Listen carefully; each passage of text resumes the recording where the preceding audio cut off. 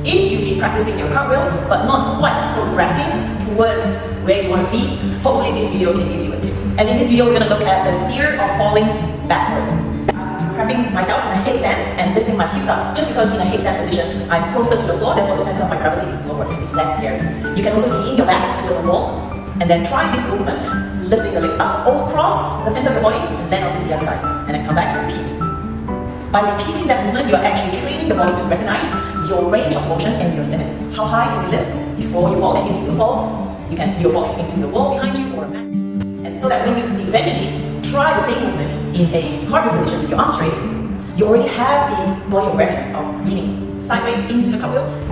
And my goal is for you to try something different so that the body gets to experience the sensation of being upside down from a different perspective, perhaps. Try it and have fun.